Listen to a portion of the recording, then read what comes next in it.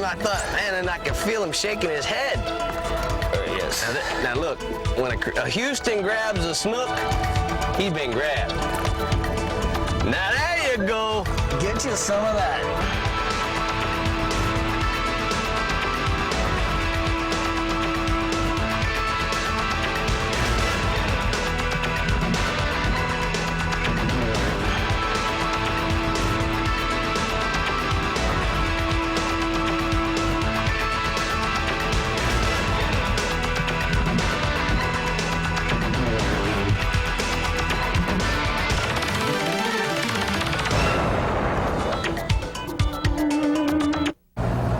Welcome to Sportsman's Adventures, and I gotta tell you, I'm with the other half of the Midnight Riders, number 2, Chris Houston.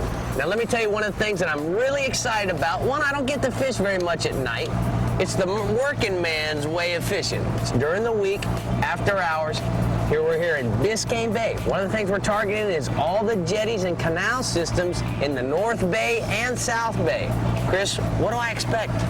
Well, basically with the tide being what it's going to be. Which is outgoing? We have an outgoing tide right now. Already we have the outgoing tide, so we're limited to what we can fish. You know, the areas, you know, through the years, I've pretty much narrowed it down to where the fish are going to be on the right tide. That's key. And what we're going to be doing is we're not going to be fishing the channel edge. We're not going to be fishing inside the channels as most guys do. We're going to be fishing the flats. The flats. We're not fishing in the 8, 9, 10-foot channel. We're fishing the actual opposite sides of the channel, fishing actually the flat part leading out of the channel. Got it. So we're fishing actually the backside of the jetties and the backside of the islands in anywhere from 2 to 6 foot of water. Any size that you think the fish are going to be? They're going to be little fish? They're going to be big fish? What size? What's the range? Your average big fish will be 20, I would say 30 to 33, maybe 34 inches. A good big fish will be 15 to 20 pounds. Got it. Your average smaller size fish will be 18, 22 inches. So, you know. So you got a big variety of fish there. Not the dink-dinks, but definitely 18, 19. You barely come out here and catch a bunch of real small fish. I mean, as far as 12, 13, 14 inches, you'll catch them. The majority of the fish will be 18 inches and greater. Not a lot of fish, like you said, oversized, over the slot limit. Well, the last time we were together, Daytime and Chuckaluski had both the Houstons in the boat. I couldn't take it again, so we had to do it one at a time for you this year. I'm looking forward to it. You know, hey, I'm sure we'll catch them. We always do. We always catch them. It's early. I don't gotta be to work till tomorrow at 7. Let's see what we can do. All right. Is he gonna be dinner for me there, Chris? Or maybe. Oh. Oh. Seems like a pretty good one. Oh, Chris. Let me get the trolling motor. Ain't ready yet. Here, let me get the trolling motor for you. You're jumping on the other side of the boat. Keep your rod tipped down, Chris. All right, it's coming back around. Take your time. We're just gonna go straight off of the jetty. What's that motor? All right, I'm with you. Yeah, that's a nice fish. Miami Snooks. Miami Snooks. Now, tell me a little bit what you're using there, Chris. Let's get this fish first, Junior. You gotta get out of the way. There we go. Can't put the motor down. Bring him right here, bud. This side over here. Right here. All right, that side. That'll work.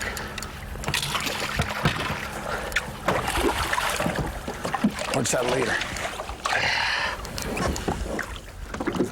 Oh, there he is. That's a decent fish. Yeah, he is.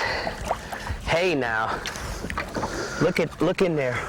He ate that exude shrimp like he was serious about it. Yes, look sir. It's gone. I mean, all the way down in the last row of his gill there. I can get it out. Yeah. Look at that. That's a nice fish when you can stick your whole hand in his mouth. Let me put this power pole down. All right, put the power pole down. Ooh. Mama don't cook no shrimp tonight, 'cause Daddy's gonna bring home the snooks. Oh, he's got another idea about that. Now that's a fairly average snook out here. I mean, you're getting smaller now, but what I was talking to you earlier about how short and how fat these fish are. Yeah. See how fat that fish is? Now, why do you think that is, Chris? I think it's a different genetic gene pool of the fish you catch, off of Miami and stuff like that, personally.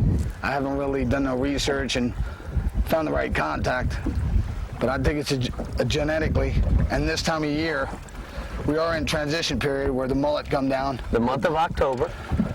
End of September, October, November. You know, Chris, we're gonna take this fish home. Look how fat and healthy this fish is now.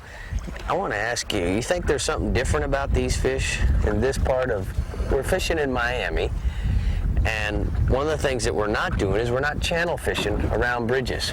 We're fishing all the channels within side of the bay, the North Bay and the South Bay, around docks, around jetties, around little mangrove islands, with inside and getting away from the current. And one of the things that makes these fish so fat, maybe they don't have to fight the current, or they could be a little bit of a different gene pool, Same type of species, like the common snook, but genetically, maybe it's just a little bit different. One thing, I'm just fortunate, I grew up in a fishing family, and I've known about the snook for many a year. Sportsman's Adventures is brought to you by Florida, the fishing capital of the world.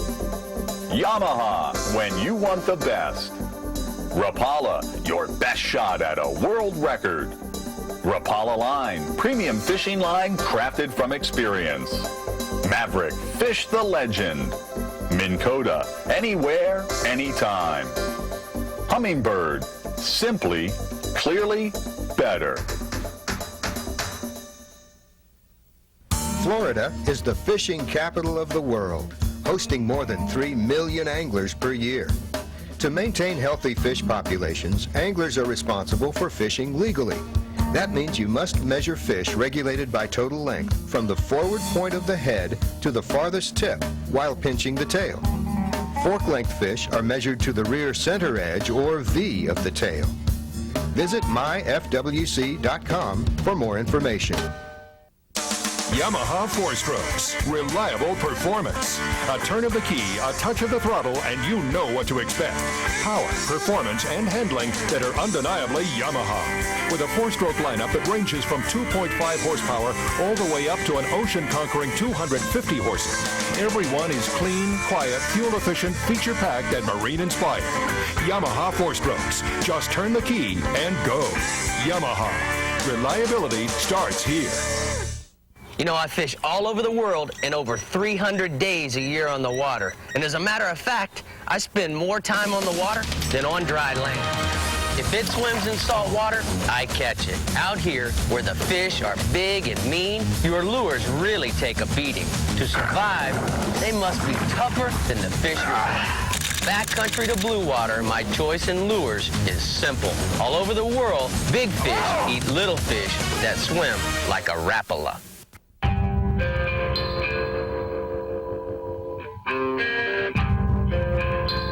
It takes a little more to make it out here. It's about guts, standing up to the elements, and quietly doing the job when others have long gone home. It takes Riptide, the toughest, most corrosion-resistant trolling motor ever built. When your reputation's on the line, hang it on Riptide, only from Minn Kota.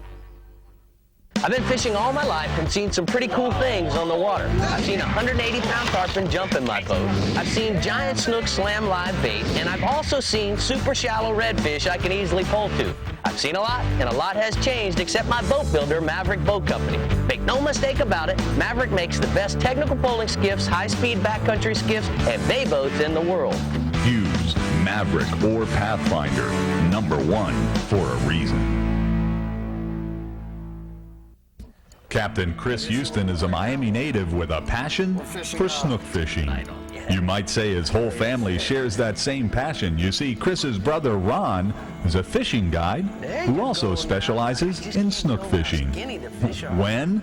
Well, nighttime, of course. In fact, they call both Ron and Chris the Midnight Riders because that's when they love to catch snook. Captain Rick and Captain Ron shared a nighttime sportsman's adventure just a year ago on the Tamiami Trail.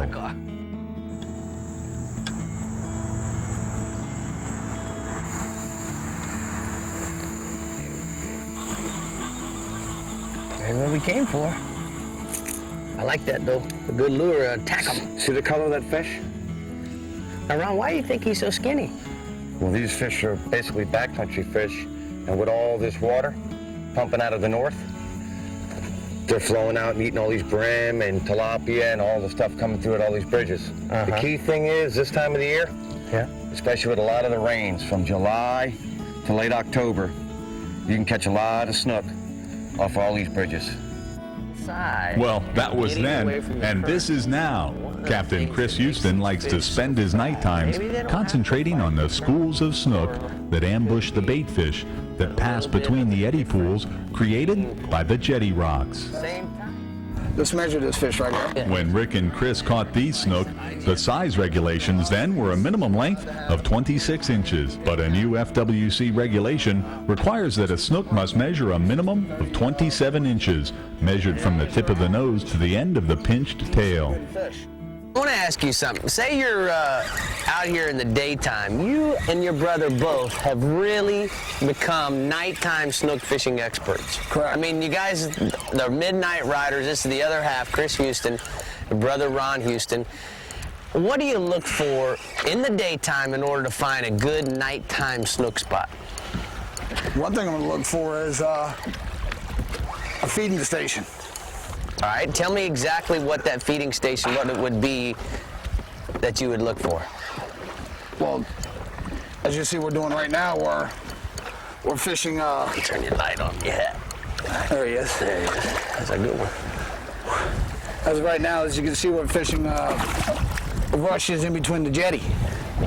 So you come out here in the daytime, you're looking at the jetty, and when you find places that have, over time have either eroded or just a break in the jetty, would be something that you would typically want to kind of find it. Would you come out and look at it at high tide, or would you look at it at low tide? What would be the best time? Tell somebody how they really find Any place in the state of Florida, I recommend going at the lowest water possible, learning the lay of the land.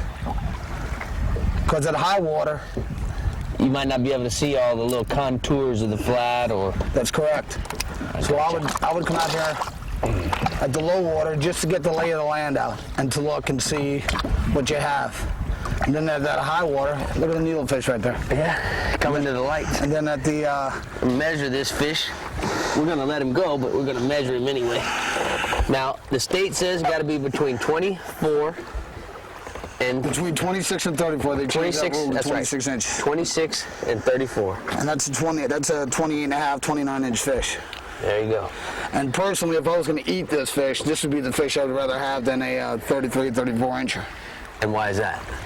It's just that you get a smaller fillet, and I think it would be best to eat a smaller fish than a larger fish. Cool. And as you can see, we're using the same bait. Yep. Shrimp, still on the shrimp, because the mullet haven't really started pushing through the area. We're in the month of October. And it's still in the 80s. We still haven't had that major cold front or a little snap to push that bait down like it should be. There he goes. And normally, if I give anybody a tip, usually around Halloween, it's prime. We usually get a cold front in before Halloween, so that would be the prime time to be out here. Look it. It's not a big one, but it's a fish. Hey, they don't all have to be big. Now, Chris, tell me a little bit about what you've seen happen with these snook. Has the state done a great job? In my opinion, what I see of Flamingo and other parts of the state, you know, Port Charlotte, especially where Mike Holliday lives in Fort Pierce, they have really, really come back. What do you think about your experience? What about Chokoloskee, where you and your brother Ron fish, and also, you know, here in Biscayne Bay, where you fish with Mike Tucker and all your buddies? You know, one thing, I'm just fortunate. You know, I grew up in a fishing family, and you know, I've known about the snook for many a year. You know, when I was a little kid, I used to catch shrimp for my dad to fish off late at night. You know, when the shrimp ran, we would catch shrimp, and my dad would catch big snook off the bridges, old school style. You know what I mean? I'm just fortunate, and you know, the way I see something compared to somebody else sees something, you know, is totally different. Like I've always snook fished, you know, ever since I was a kid, you know, and into an adult, you know, and. You think the state's really managed this fishery the right way? You agree with all the limits that they have? I do, you know, and there'll be a lot of people that'll argue about that. You know, some guys will argue about it, saying they think they should have stricter limits and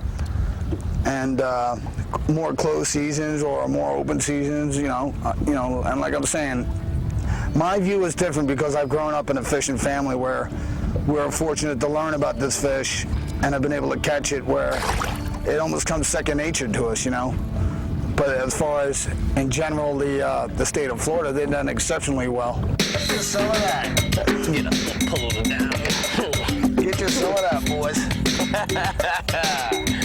Beautiful. This Conservation Minute is brought to you by the Florida Fish and Wildlife Conservation Commission. You know, fish measuring now has really become very simplistic. Now, the FWC, what they've done is they've come up with what I think is a very, very consistent way of measuring a fish. Now, before, we used to flop the tail down on the board, and whether it was a redfish or a snook or even a trout, it was basically whichever way the tail landed. So the Fish and Wildlife Commission came up with a much more accurate way to measure the fish, and now we're pinching the tails. Now, understand what you've got to do in order to make this happen. Put the nose of the fish on the line before you get ready to measure the fish. Now, as you get ready to pinch the tail, you're going to pinch the tail and make the fish as long as possible. Now, for snook, the new regulations are 27 inches. So if any part of that tail goes over the 27-inch line, that would be considered a good fish. Now, on the top end size of the slot, that snook cannot go over 34 inches. So after you've pinched the tail and you sweep it past the line, be sure that no part of that tail goes over the line. Then that would be a fish that's within the slot and can be harvested. So those are some new tips and techniques on now how we are measuring fish. Now, whether it's a redfish or a snook, I think it's very important to pinch the tail. You don't want to have any trouble and get caught with a fish that's too small or too big. Contender boats. Take it to the limit. Wherever you find fishing tournament winners, you'll find Contender boat owners. First to the fishing grounds, first to the winner's circle. When you look for strength, versatility, and ocean ability, you find Contender boats. Hand-built, one by one, each and every one. Contender Boats is proud to introduce its new 23 Tournament Edition, the latest in true mid-sized offshore fishing rigs. Contender is committed to providing outstanding quality and performance. Nothing else delivers. Expect the most. Contender Boats. Yamaha's Big Block V6 4-strokes. Everything you want when you're miles offshore. Everything and more. Up to 250 ocean-conquering horses. More than enough top-end muscle to move the big boats. Yamaha turn-the-key reliability translates to confident starts. Quiet, clean-burning performance. Smooth, powerful acceleration. And cruise all-day fuel efficiency. Yamaha. Reliability starts here. Every second on the water is critical. So to get to the fish fast, I rely on Humminbird. Humminbird's exclusive side imaging sonar shows me picture-like images of bait fish, schools, channel drop-offs, wrecks, and other structures. Navigation is easy and accurate with Humminbird's advanced 16-channel GPS and optional Navionics Platinum charts. Finding fish or finding my way, Humminbird is simply, clearly better. Wouldn't it be great if you could snap on a lure and just go fishing with something that looks like and, more importantly, swims like the real thing? With lures that come pre-rigged with the best components available? With baits designed by people who fish all over the world? But most importantly, you tie these on your line, you're going to catch some fish. Hey, Roland, what gives you total boat control? The power pole. And Shaw, what gives you the edge on wary fish? There's no other tool quite like a power pole. The power pole stops your boat when you want and where you want in up to 8 feet of water without spooking the fish. Hey, Brian and Greg, how have you guys won so many redfish tournaments? Without a power pole, it'd be hard to do. And Captain Rick, what gives you total boat control in winning all of your tournaments? For total boat control, get the power pole. I've been fishing all my life and seen some pretty cool things on the water. I've seen 180-pound tarpon jump in my boat. I've seen giant snook slam live bait, and I've also seen super shallow redfish I can easily pull to. I've seen a lot, and a lot has changed except my boat builder, Maverick Boat Company. Make no mistake about it, Maverick makes the best technical poling skiffs, high-speed backcountry skiffs, and bay boats in the world. Use Maverick or Pathfinder, #1 for a reason. Snooky! What's that total motor? I got him. Yeah. Now, Chris, you know, the snook fishing, everybody seems to do it in the daytime. Correct. What about nighttime snook fishing? Well, personally, you know, by nature, snook are nocturnal. Yeah. By nature. So, and they the just... guy who wants to go out snook fishing, his best bet would be go look at the lay of the land in the day. Right. And in turn, know what you're fishing. That way you can come out here at nighttime and be able to catch you one of these. There he is, right there. So, realistically, snook are going to be just so much more active at nighttime. That's correct. Because of being nocturnal. And that's one of the things I don't think people realize. And especially like a fishery like Biscayne Bay, clear water. You know, do you catch many fish in Biscayne Bay in the daytime? I don't hear of anybody catching snook in the daytime. For the guy that wants to live bait, that does a lot of live baiting, you can do it in the day. But you have to really do your homework and find out where them fish are. Now, I've been out here and tried the pattern that we're fishing now in the daytime, and it doesn't work. A lot of cudas. You know, you get your occasional mangrove snapper, but the snook bite just isn't there. For some reason, once that nighttime comes, the cuda bite stops. The cuda bite stops. The snapper bite will pick up, and the snook bite turns on. Whoa! There he is. Whoa! Oh. He hammered me, man. I hooked him, and he just sat there. I could feel him shaking his head. Almost seems like a big redfish, don't it? It does. He ain't broke water yet. Or maybe a monster mangrove snapper. No, he ain't. I don't believe he's a monster mangrove. That's Mr. Big. We're gonna find out here in a second.